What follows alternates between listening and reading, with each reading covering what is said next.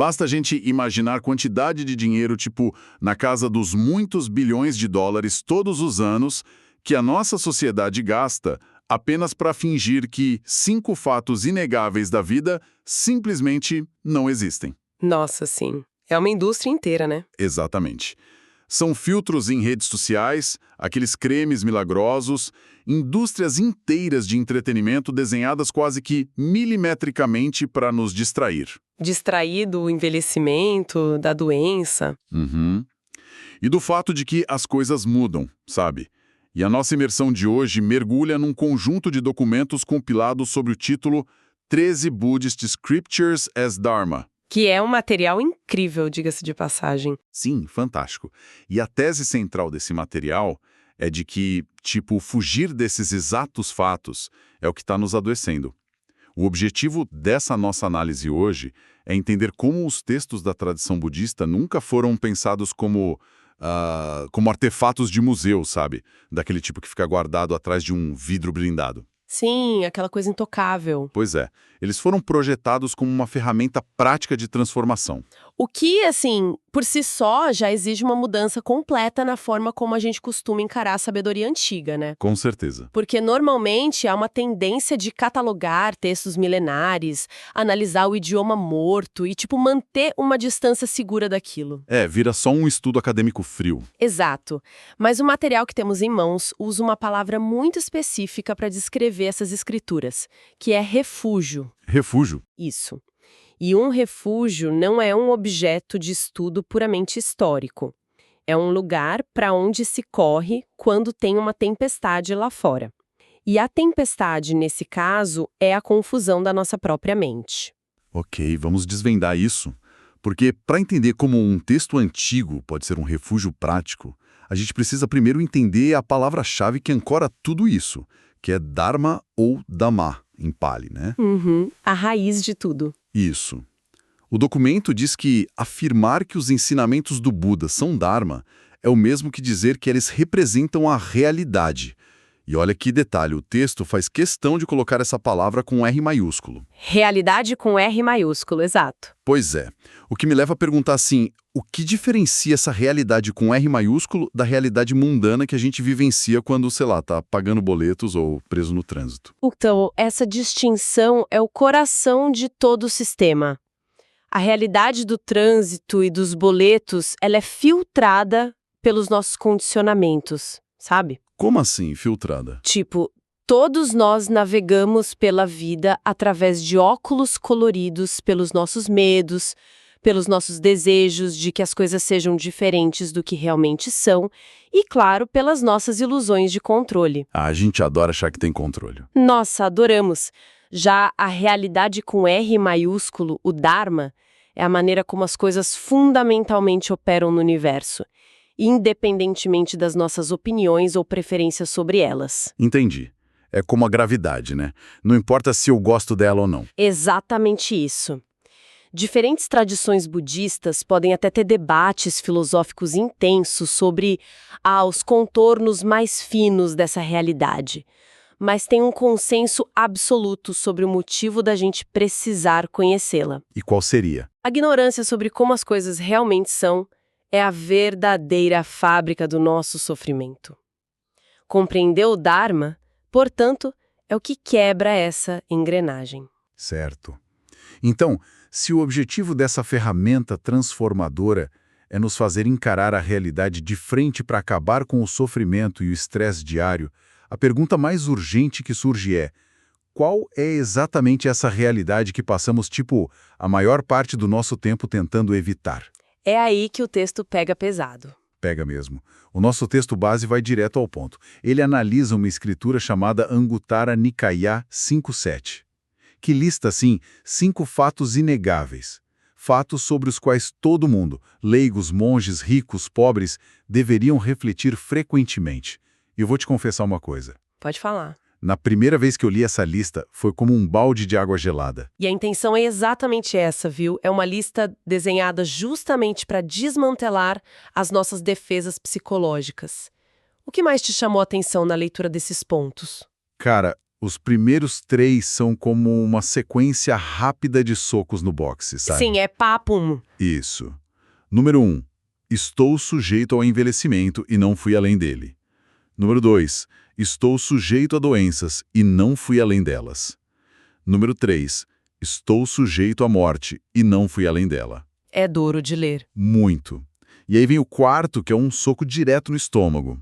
Ele diz: vou me separar e me distanciar de tudo que me é querido e atraente. E aqui eu vou fazer o papel de advogado do diabo, tá? Manda. Porque isso soa incrivelmente pessimista.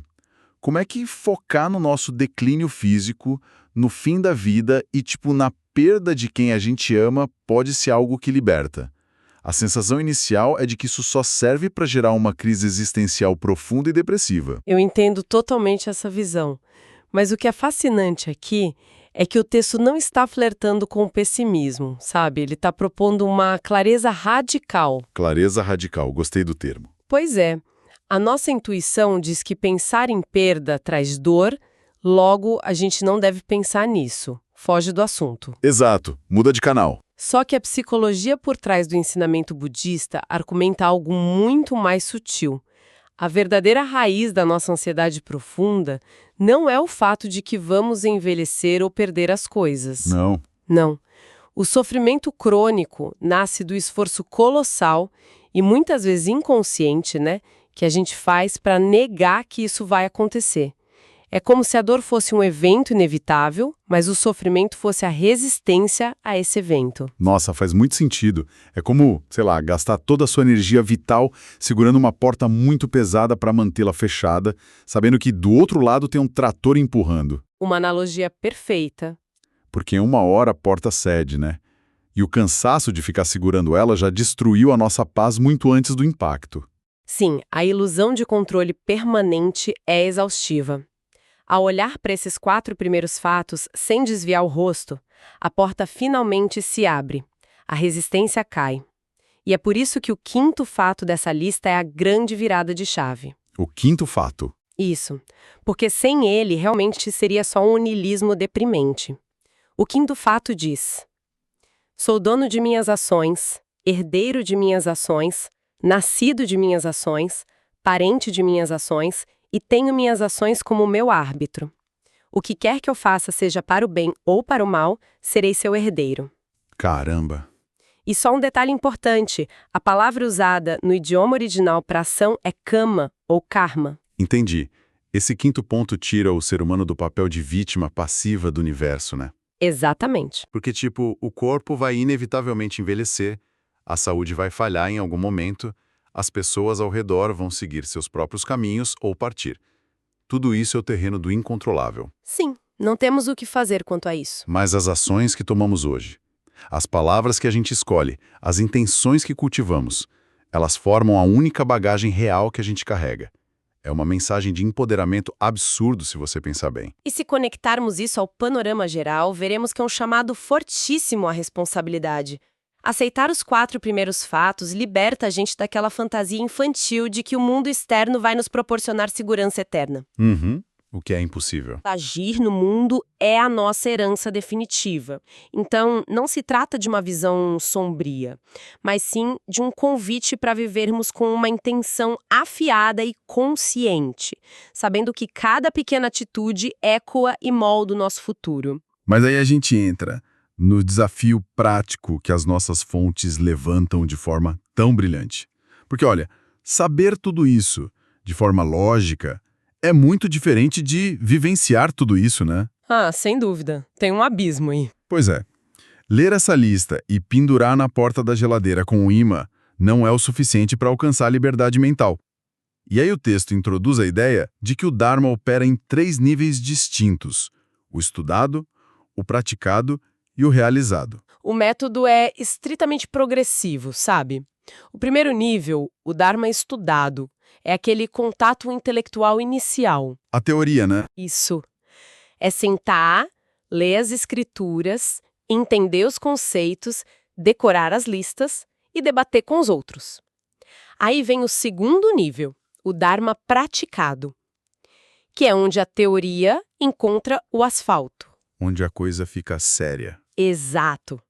É o esforço diário de, por exemplo, observar a própria raiva surgindo no trânsito e decidir não reagir, aplicando aquela compreensão de que somos herdeiros das nossas ações. E, finalmente, o terceiro nível é o realizado. E realizado aqui não no sentido de concluir uma tarefa e dar um cheque numa lista, né? Mas de tornar real na própria experiência.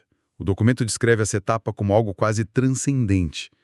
O momento em que a mente finalmente desperta e compreende a verdade, não mais de forma conceitual, mas direta e além das palavras. Sim, é uma compreensão visceral. E o material ilustra um perigo gigante de ficarmos estacionados apenas no primeiro nível, o do estudo acadêmico.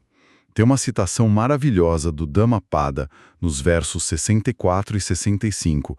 É uma metáfora muito clássica. Ele diz: embora um tolo passe a vida inteira com um homem sábio, ele não compreende a verdade, não mais do que uma colher sente o sabor da sopa. Mas uma pessoa com discernimento, mesmo por um momento com o sábio, rapidamente compreende a verdade, assim como a língua sente o sabor da sopa. Essa imagem da colher e da língua é muito rica.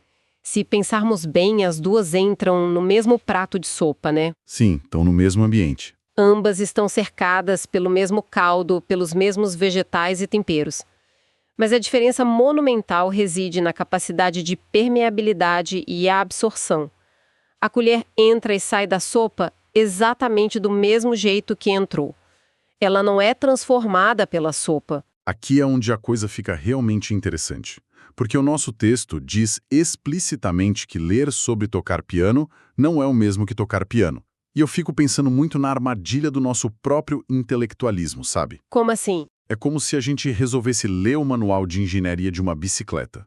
A gente estuda a distribuição de peso, o atrito dos pneus, entende o centro de gravidade, a gente até compra livros sobre a história das bicicletas na Europa do século XIX. Certo, especialistas teóricos. Exato. E aí, movidos por essa montanha de teoria, a gente tenta pedalar pela primeira vez achando que não vai cair e ralar o joelho no asfalto.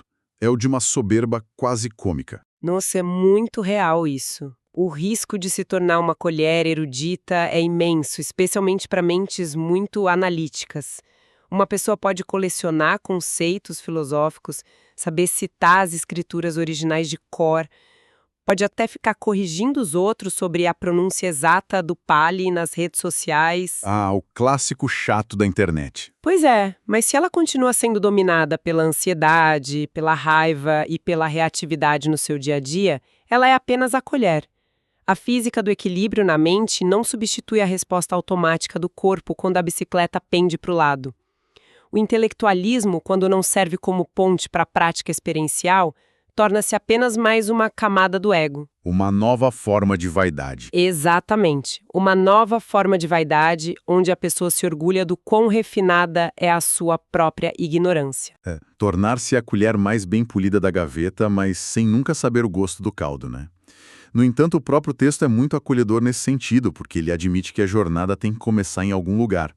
Ninguém senta para meditar pela primeira vez já num nível de língua provando a sopa com total sabedoria. De jeito nenhum, seria impossível. O estudo é, de fato, a porta de entrada indispensável. Precisamos do manual, nem que seja pelo menos para saber para qual lado fica o guidão da bicicleta. E para guiar esse estudo inicial, as escrituras foram organizadas de uma maneira muito, mas muito específica. E aí entramos na arquitetura monumental do cânone Pali. Isso, o Tipitaka ou os 3 cestos. O que me leva a pensar, como uma quantidade tão absurda de conhecimento foi preservada por séculos, antes mesmo de ser escrita naquelas folhas de palmeira secas. Então, esse é um detalhe crucial e lindíssimo da história da informação humana. O Buda não deixou absolutamente nada escrito. Nada. Zero. Durante os primeiros séculos, todo o Dharma foi preservado exclusivamente por uma tradição oral de altíssimo rigor, para garantir que nenhuma vírgula fosse alterada ou perdida e que a sopa mantivesse a sua receita original, digamos assim. A comunidade monástica se reunia regularmente para recitar os ensinamentos em uníssono. Todo mundo falando junto. Isso. Centenas de monges cantando juntos funcionavam como um mecanismo absurdo de verificação de erros, Se um esquecesse uma palavra ou errasse, o coro gigante mantinha o ritmo correto e a pessoa se corrigia. É basicamente uma tecnologia de blockchain antiga, baseada em vozes humanas. Incrível. E para organizar essa biblioteca oral gigantesca, eles dividiram o conhecimento em 3 grandes categorias temáticas. Os 3 cestos. Vamos analisar cada um deles agora, porque a diferença de tom entre eles é assustadora. É bem marcante mesmo. O primeiro é o Vinaya Pitaka. O texto explica que esta é a coleção de regras de conduta que governa a Sangha, que é a comunidade de monges e monjas. Mas, não é um simples código de leis com faça isso ou não faça aquilo. Inclui as histórias das origens de cada regra. E é aí que reside a verdadeira genialidade do Vinaya. Ele não operava de cima para baixo, sabe? Como se fossem 10 mandamentos descendo prontos de uma montanha. Ah, interessante. Ele operava muito mais como a jurisprudência moderna, baseada em casos reais. O famoso case law. Se existia uma comunidade de milhares de pessoas vivendo juntas, dormindo perto, dependendo de doações de comida, o atrito humano era inevitável. Claro. E eu fico imaginando que, por trás de uma regra super específica como um monge não pode guardar alho no seu alojamento, provavelmente teve um episódio muito peculiar de alguém monopolizando todo o alho da vila e criando uma confusão generalizada no refeitório. Exato. E tem muita coisa assim, tem muito humor humano no Vinaya, se a gente lê com atenção. E a razão para esse cesto existir, em primeiro lugar, é totalmente pragmática. Pragmática como? Sem harmonia comunal, sem um ambiente onde as necessidades básicas e os conflitos sociais são resolvidos de forma pacífica, ninguém consegue ter o silêncio e a paz mental necessários para praticar os níveis mais profundos do ensinamento. O Vinaya cria cerca de proteção. Faz todo sentido. O que nos leva ao segundo cesto, que é, indiscutivelmente, o mais famoso e volumoso de todos, o Sutta Pitaka. São os discursos, os diálogos atribuídos ao Buda. O texto diz que eles estão divididos em 5 coleções, ou nikayas, organizadas pelo tamanho ou pelo tema dos textos. Tem uma variedade enorme ali. Tem de tudo. Desde discursos super longos até versos curtos como o próprio Dhammapada que a gente citou. Mas a descrição mais marcante do documento para o Sutta Pitaka é que ele representa o ensinamento com exemplos. É assim, a sabedoria vestida de narrativa. O Sutta Pitaka é o lugar onde a tradição esbarra na empatia. Nele, a gente vê o ensino sendo moldado e adaptado para diferentes audiências. O Buda não falava do mesmo jeito com todo mundo. Ele conversava com reis, com fazendeiros, até com assassinos, sempre usando metáforas do universo daquela pessoa específica. Ele adaptava a linguagem. Muito. Se ele estava falando com um ferreiro, ele usava o fogo e o metal como analogia para a purificação da mente. A narrativa permite que a mente comum se identifique com o problema e absorva a resposta de forma natural. É a ponte emocional necessária para a compreensão intelectual. E então a gente chega ao terceiro cesto, o Abhidhamma Pitaka. E olha, aqui o cenário muda drasticamente. As fontes descrevem essa seção como o local onde todos os princípios doutrinários que estavam escondidos nas histórias dos suttas são retirados, despidos de toda e qualquer narrativa e retrabalhados numa estrutura ultra-sistemática. Uma estrutura bem rígida. Sim, o texto usa o termo investigação abstrata da matéria e da mente. Mas eu vou admitir uma confusão sincera aqui e vou precisar puxar os freios por um segundo. Claro, pode perguntar. Espera um pouco. Investigação quase clínica, sem exemplos, como assim? A gente está falando de uma psicologia antiga incrivelmente chata ou de uma espécie de física quântica da mente? Porque, estrutura sistemática e abstrata soa denso até demais para mim. Ah, essa confusão é perfeitamente normal. Porque o Abhidhamma tenta mapear o imapeável. Pensa nos suttas como a experiência de assistir a um filme no cinema. Você vê os personagens, você chora com a história, torce pelo herói e entende a mensagem emocional, certo? Certo, eu me envolvo com o drama. O Abhidhamma é como parar a projeção do filme. Entrar na cabine do projecionista, pegar a fita de película física e examinar cada quadro separadamente, sob um microscópio, anotando a quantidade exata de tinta vermelha e azul em cada frame minúsculo. Nossa, que loucura. Ele disseca a consciência e a matéria nos seus blocos de construção mais fundamentais, dividindo a percepção em frações de segundo para provar de forma mecânica que não existe um eu sólido por trás das cortinas, apenas um fluxo constante e impessoal de eventos condicionados. Caramba, ou seja, se os sutas mostram o software funcionando ali na tela do computador de forma amigável, o Abhidhamma é como ler a matriz do código em zeros e uns lá no fundo do sistema. Uma definição perfeita. Mas a dúvida que fica na minha cabeça é: por que manter 3 engrenagens tão diferentes girando? Por que não entregar apenas a matriz do código de uma vez para todo mundo, já que é verdade pura e sem filtros? Se conectarmos isso àquela necessidade de desenvolver uma sabedoria que seja prática e não apenas teórica, a gente percebe que oferecer o código matriz para uma pessoa que está em sofrimento agudo, alguém que acabou de perder um filho, por exemplo, seria inútil e até cruel. Não ia ajudar em nada. A dor não se resolve com uma dissecação fenomenológica fria.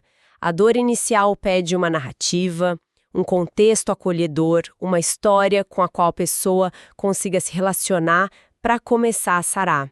Esse é o tritório dos sutas. Mas, por outro lado, se uma mente altamente treinada estivesse pronta para enxergar muito além das histórias humanas, prender essa pessoa nos contos populares atrasaria na busca pelo despertar final. Precisamente. E é por isso que os 3 cestos formam um ecossistema educacional perfeito. O Vinaya garante que a sociedade não entre em colapso e vire um caos. Os sutas curam o coração e ensinam a mente por meio da empatia. E o Abhidhamma atende aquelas mentes que precisam desmontar a própria realidade até o seu nível mais atômico para finalmente soltarem suas ilusões. Há uma ferramenta exata para o momento exato do desenvolvimento de cada praticante. Ninguém fica desamparado. É um design magistral, impressionante mesmo. E olhando para trás, a gente vê como tudo que discutimos hoje se amarra de uma forma muito fluida. O Dharma não é nem de longe um compilado de dogmas místicos. É, na verdade, um manual operativo para a vida humana. Totalmente focado em resultado prático. Sim. Ele começa diagnosticando a realidade nua e crua através daqueles 5 fatos inegáveis da vida. Ele nos avisa sem meias palavras que fechar os olhos para o envelhecimento, para a doença e para a perda é exatamente o que causa a nossa angústia crônica diária. E em seguida ele nos dá o remédio e a metodologia, né? Precisamos estudar, colocar em prática nas ruas e no trânsito e finalmente realizar essa verdade por conta própria, tomando um cuidado extremo para não nos tornarmos meras colheres que acumulam teorias vazias sem nenhuma transformação real. E tudo isso sustentado por essa arquitetura de preservação de conhecimento genial, organizada nesses 3 cestos que compreendem as diferentes facetas e capacidades da mente humana. É, sem dúvida, um método de cura projetado com tanta inteligência que conseguiu atravessar séculos totalmente intacto. É de tirar o fôlego. E isso nos deixa com uma reflexão final que, assim, vai muito além do texto antigo. Para quem os acompanha nesta imersão e chegou com a gente até aqui, eu proponho um pensamento. Vamos lá. Hoje, a gente tem ferramentas que os monges de 1000 anos atrás não podiam nem sonhar. Aplicativos de meditação no celular, inteligências artificiais capazes de ler todo o Tipitaka e resumi-lo em um áudio de 3 minutos. Mas há um perigo muito silencioso na conveniência. Se uma máquina lê o manual da bicicleta de forma impecável, a máquina não desperta e a gente não aprende a pedalar. Estamos delegando a absorção do conhecimento a algoritmos, resumos e feeds de leitura rápida no nosso dia a dia. É um atalho tentador, né? Muito.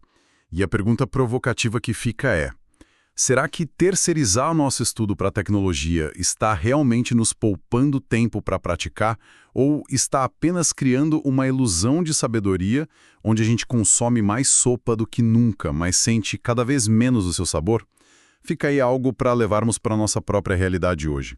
Agradeço imensamente a companhia e até a nossa próxima exploração.